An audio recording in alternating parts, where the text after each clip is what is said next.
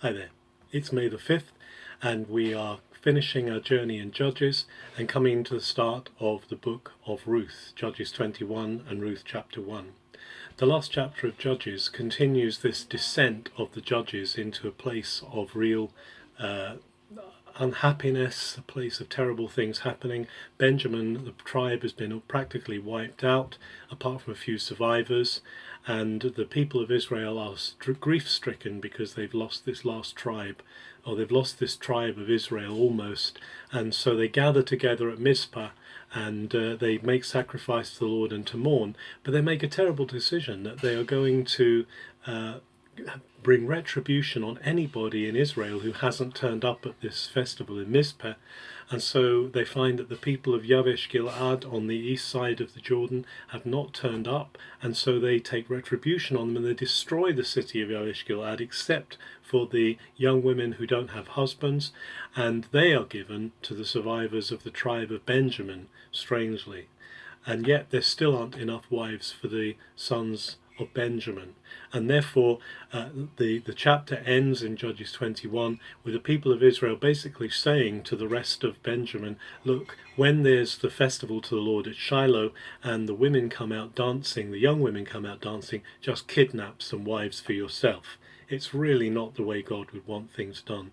And actually the last verse of the book of Judges is that everyone did what was right in his own eyes because there was no king in those days. It's been the theme of the last few chapters.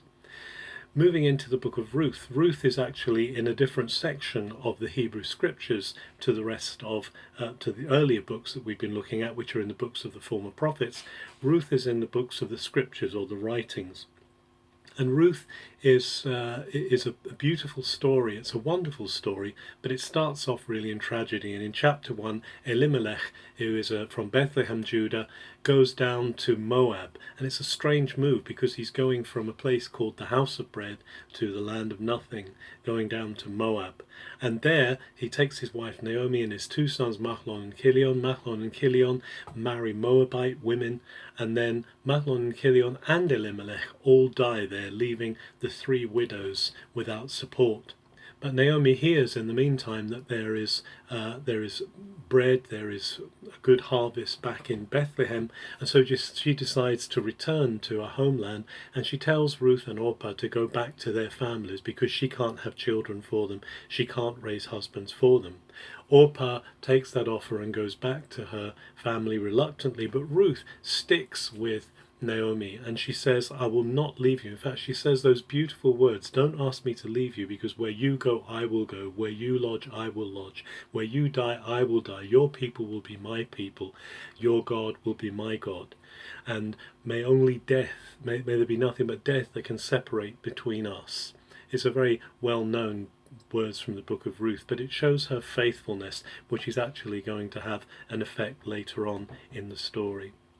And so Naomi goes back to Bethlehem. She's so distressed and she's so down that she says to her friends, don't call me Naomi anymore, which in Hebrew means sweetness, rather call me Mara, because God has dealt very bitterly with me.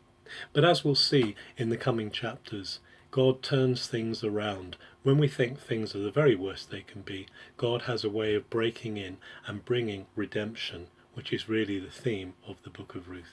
Have a very good May the 5th.